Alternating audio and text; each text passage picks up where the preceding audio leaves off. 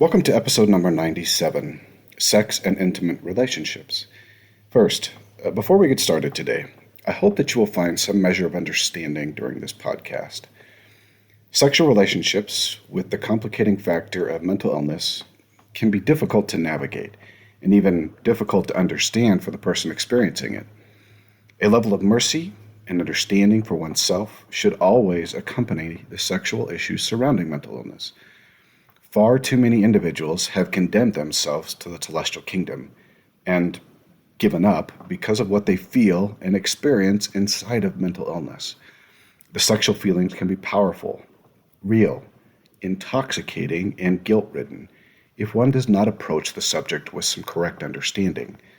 For those who suffer and struggle to be good members and yet falter because of mental illness in various ways, you should know that celestial life is still very much within your reach.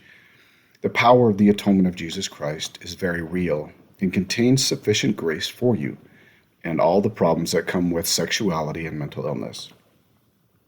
The Lord just needs us to continue to work towards eternal life, no matter the circumstances, problems, or feelings that fall outside of the Lord's commandments. Now, just a note, we are going to be talking about sex and intimate relationships within the context of church doctrine and mental illness.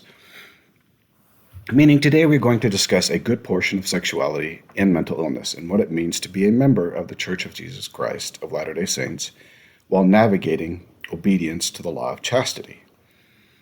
I understand that there are many opinions, thoughts, philosophies, theories, psychological practices, and traditions surrounding intimate relationships, and many of these currently do not align with the doctrines and practices or principles of the Church of Jesus Christ of Latter-day Saints. I am not intending to argue with the various educators, theorists, and medical doctors on the subject. My intent, and the intent of this podcast, has always been and is to address the living the gospel while suffering with the effects of mental illness. Today's discussion will center on living within the current law of chastity and dealing with the adverse effects of mental illness on sexuality. There are plenty of individuals who advocate for changing the central doctrine of the law of chastity as a matter of inclusion and compassion. Today will not be about that. Today will be about living the law of chastity within mental illness and as a temple-worthy member of the Church of Jesus Christ. Now, the law of chastity of the Church of Jesus Christ has not changed from the early days of the Church, and in fact has not changed throughout recorded religious history, from the days of Adam to today's prophetic utterances. The law designates sexual relationships should only occur between a man and a woman who have been lawfully married both in terms of governmental laws and the laws of God. That, of course, is the basis of the law. The law does extend further by stating that masturbation and various types of sexual contact before marriage are also considered sin. Things such as petting, kissing leading to increased sexual desire or thoughts, creating and entertaining sexual fantasies in the mind, the avoidance of same-sex touching, kissing, or anything that would really increase or develop same-sex feelings, avoiding pornography in literature, pictures, or in the mind. It also includes full fidelity after marriage, meaning that even entertaining thoughts of sexual encounters outside of marriage is forbidden. Even once someone is married, the two individuals are under some restrictions as to their sexual behaviors. Just because sex is authorized within marriage does not mean that anything goes. The intent of the law of chastity is to provide the individual and the married couple with guidance as to how they are to navigate and control their sexual desires, and how sex is to be part of an enduring marriage. So let's talk about the sexual desire and then how that relates to mental illness. Sexual desire is really a driving set of chemistry in the brain and body. The chemistry does not necessarily create a single one-level desire for sex. The chemistry, in point of fact, is always changing, and thus sexual desire modulates and changes over time and even throughout the day and night. Sexual desire is different for men and women and differs by age. It also is affected by diet, exercise, activity, thoughts, drugs, alcohol, and almost anything that adjusts or affects the body chemistry. Because sexual desire is really a chemical drive that is in turn interpreted by the body as the sexual drive, one can easily see how this desire could be manipulated or altered by a mental illness that deals with the chemistry of the body. Now, I fully understand that everyone's experience with mental illness and sexuality is going to be an individual experience, and comparison and generalities about it are going to have their limitations, but they are definitely a good starting point. So we will start today with depression, and then move into bipolar and finish with some thoughts on anxiety.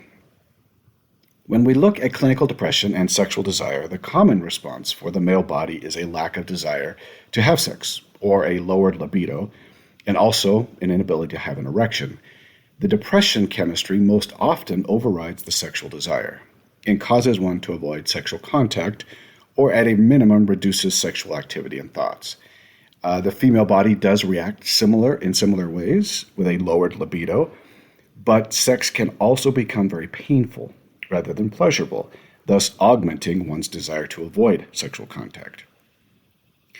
Although the desire for sex can and does fluctuate based on the depth of depression, reasons for the depressive episode or depression, and where one is at in their particular episode, long depressive episodes can make one feel a loss of connection and love because of this weakening of this desire or chemistry.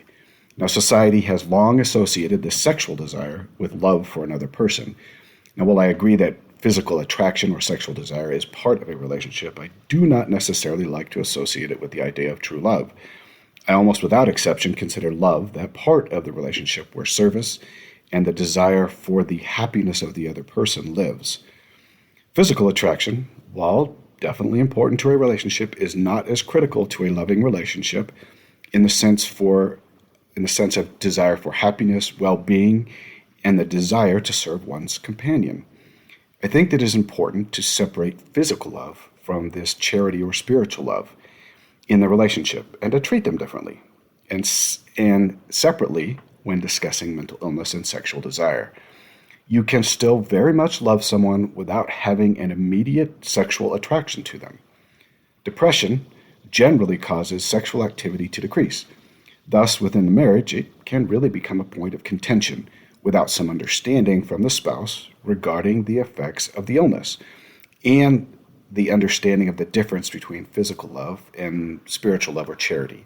It is very important to discuss sexual desire and sex when one of the two individuals in a marriage, or both of them, is afflicted with depression or another mental illness. Making assumptions about love based on sex and physical desire between one another is a recipe for disaster and contention in a marriage. While it is unlikely that the person not afflicted will fully understand what is happening to the afflicted, a discussion about what is happening and what is being felt can prove to overcome poor assumptions and miscommunications.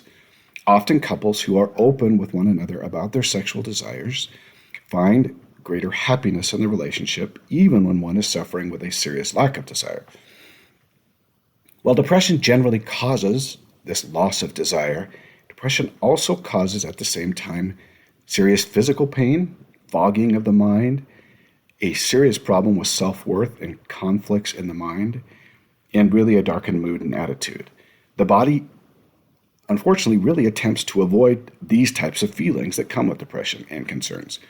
Now, while attempting to avoid this pain and suffering, confusion, and all these self-worth issues, the body will tend to reach out to, let's just say, any available drug that allows for at least a moment of relief.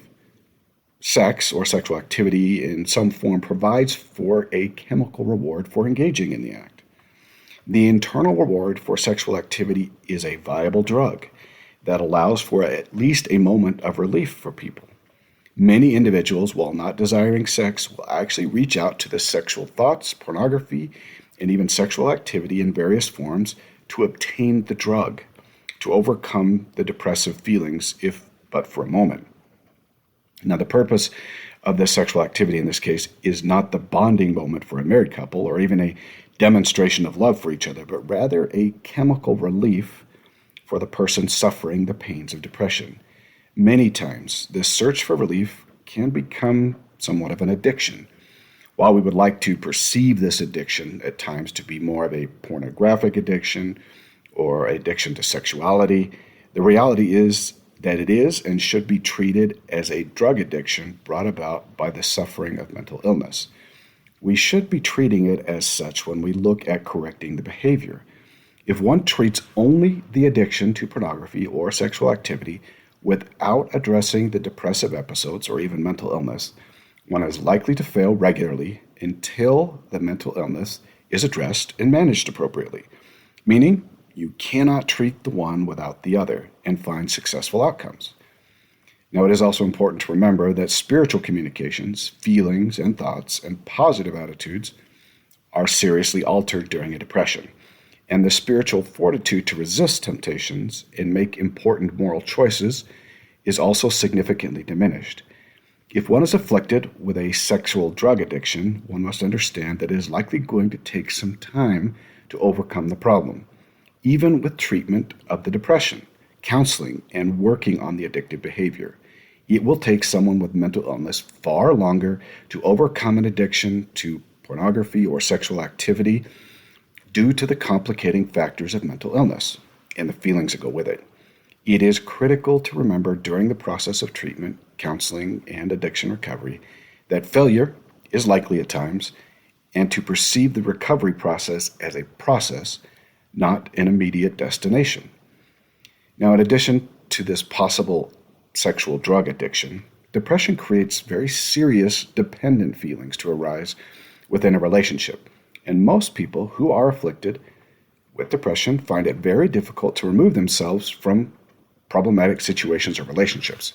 Now, when we talk about relationships, the loss of a relationship can and does create very, very painful feelings, physically, physiologically, and spiritually.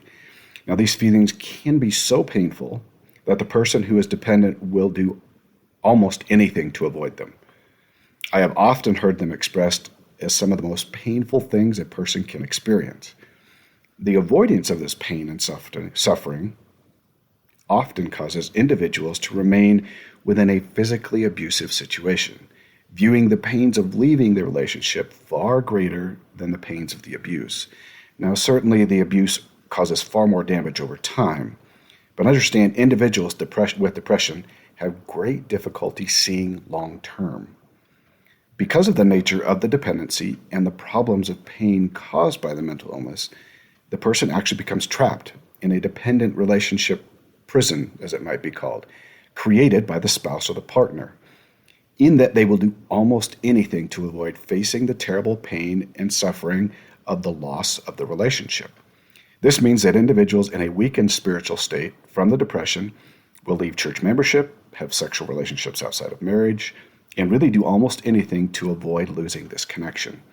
The reason is truly chemistry in the brain, and that chemistry in the brain tends to emit positive chemistry due to the relationship, even when that relationship is dysfunctional. And the depressed individual loses what little positive chemistry they possess when they remove themselves from that relationship.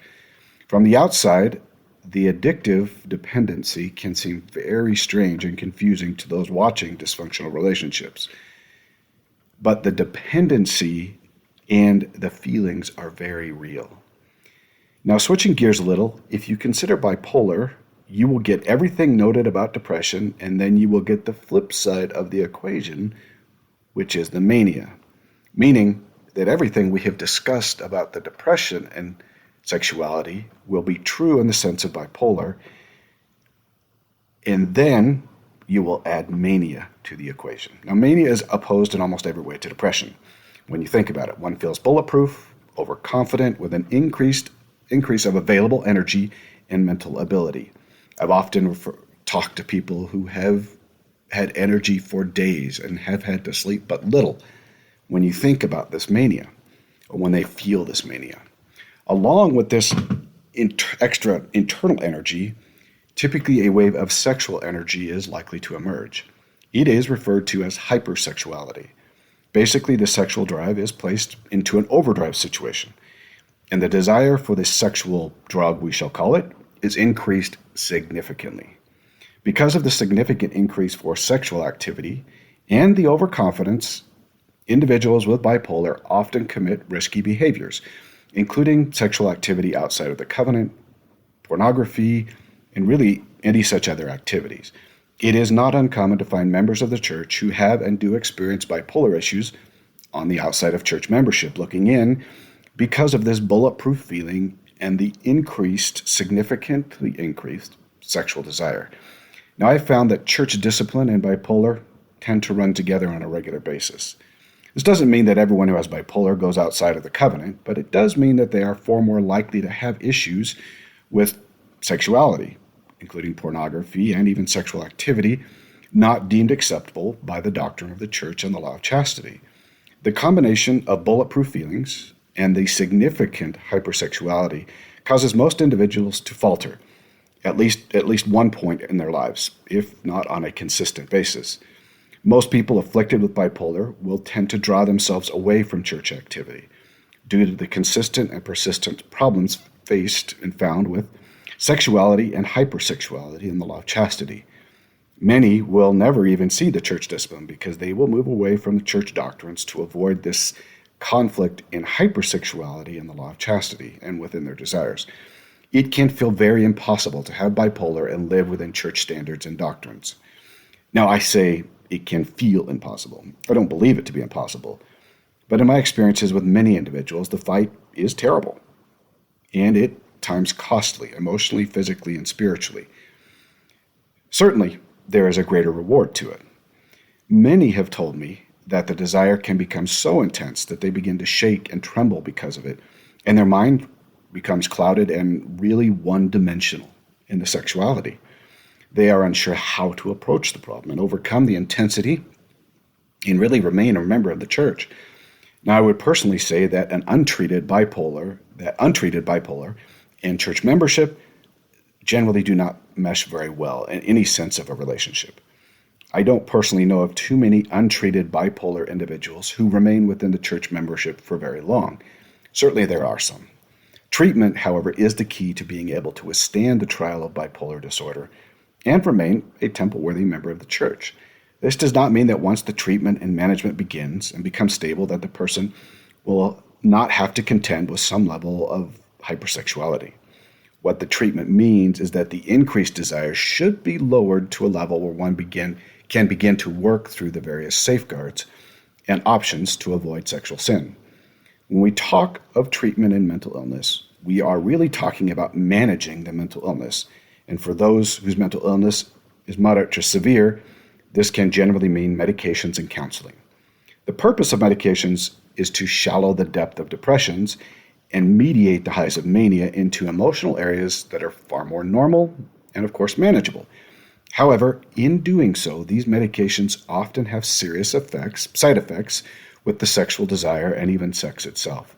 Many people who take medications regularly find a reduction in sexual desire and also what we call a dulling of the sensitivity, meaning sex will feel different, and getting to the point of a completion or an orgasm can be far more difficult. Medications can also help the sexual desire to increase to normal functionality, but still often cause this lessening of sensitivity when it comes to depression. Now, I found that many of the individuals do not like this dulling of feelings, both from the sexual point of view and other points of view, and sensitivities, and will avoid the medications as part of the treatment. When beginning medications for mental illness, it is important to understand that it is going to affect one's sexual desire, and to discuss this with one's spouse as the medication takes hold and progresses. Now, as we learned last General Conference, more adults in the church are now more single than married. Mental illness, sexuality, and single life can be extremely difficult to navigate. One should be careful to choose individuals to date with high moral character and who are protective of the sanctity of marriage covenant. Dating individuals with a lessened moral character or who do not possess the same moral convictions is problematic for those who suffer with mental illness. And not just problematic, it can be detrimental. The lessening of spiritual fortitude and the dependent desire caused by depression, bipolar, and even anxiety will lead to the suffering person taking on the same moral character of the partner, and it can lead to sinful patterns of life. When one suffers with mental illness, it can be difficult to rationally consider a person they are dating or a person they are considering a more serious relationship. It is recommended that those who suffer have someone with whom they can confide and rationally consider the nature of the person they are dating. It may not be romantic and it may feel impersonal, but considering the possible outcomes, it is internally significant and important to have someone to discuss these relationships with. So, what of anxiety and its role in sexual desire? Interestingly enough, persistent anxiety can cause both a retraction of sexual desire and it can cause an increase depending upon the person, the severity, type, and nature of the anxiety. It can also cause sexuality to fluctuate from episode to episode. While anxiety leans towards the loss of sexual desire, it certainly contains elements where hypersexuality can occur. Anxiety also contains the same elements of dependency, addiction, and everything we've discussed with both bipolar and depression. One who suffers serious anxiety, like with bipolar and depression, will need to monitor how and when and what they feel when it comes to sexuality, and to take appropriate actions when those feelings come. Again, the most important idea when it comes to mental illness and sexuality is that you need to manage the mental illness for the sexuality to be managed. Now, I would like to spend a couple of minutes discussing one idea when it comes to at least same-sex attraction and mental illness. Because mental illness can and does seriously affect the sexual drive and create serious relationship dependencies, it is not uncommon to find same-sex attraction as a common element in those who suffer from mental illness. Hypersexuality and even the loss of sexual attraction can both cause the body to have these same-sex feelings. Now, these feelings may change with treatment and medication and may not, and are really part of the mental illness world. Now, I'm not saying that same-sex attraction is always because of mental illness.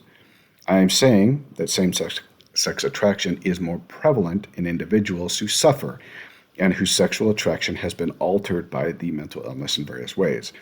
I realize that the world of same-sex attraction and the various types of sexuality is far more complex than I have stated. My intent today is to simply state that when someone suffers from mental illness, they are far more likely to feel sexual desires for the same sex and other types of sexual desires such as trans feelings and even feelings of no sexuality. What is important to remember as a member of the church is to treat the illness and then work towards treating the sexuality. So what is the answers to the sexuality and mental illness problem and living the law of chastity? First is to have an understanding and mercy for oneself, the illness, and others who are working through the process of mental illness treatment. And of course, dealing with the various sexual problems that come with it. This is not to say we're going to cast aside the law of chastity. What I am saying is that we should withhold judgment of individuals, as most of us do not fully understand the nature and power of mental illness and what it takes to manage and treat it.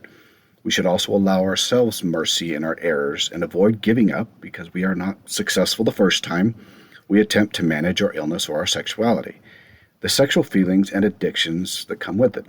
We need to look at it as a process and give ourselves time to sort out the mental illness and the sexuality. Second, we need treatment of the mental illness if we are going to be successful in treating the addictions. You cannot treat the addictions and expect to be successful if you do not treat mental illness at the same time. This also means that once you reach a point of management, you cannot go back to old habits and remove medication aids. Returning to any previous life habits is likely to get one into trouble, and the old habits, dependencies, and addictions are likely to return. Once you have mental illness and the addictions that come with it, they will always be with you to a greater or to a lesser extent, hopefully. Third, we need to avoid the trap that we are somehow flawed and without the ability to succeed in the gospel. Treating mental illness is going to be extremely difficult, and it can feel as though we are flawed and without the ability to overcome and succeed in a gospel setting. We can feel as though we don't belong in the kingdom of God, and we need to just settle with the terrestrial or celestial kingdom. Treatment of mental illness and addictions can take time and serious effort. We simply need to treat ourselves with mercy and understanding that the Lord fully understands our trials and problems and actually has prepared a way for us to overcome, even if that way doesn't feel possible or that it exists. The Lord expects a good effort, and then he is willing to grant sufficient time and mercy to allow for someone to fully overcome the addictions. Of course, he will also add his own grace. Fourth, we need to communicate to our spouse our feelings, desires, addictions, and sexual feelings. Communication is key to helping each other find happiness and work through these sexual feelings. This does not mean the casual verbal and nonverbal ways we show we desire sex.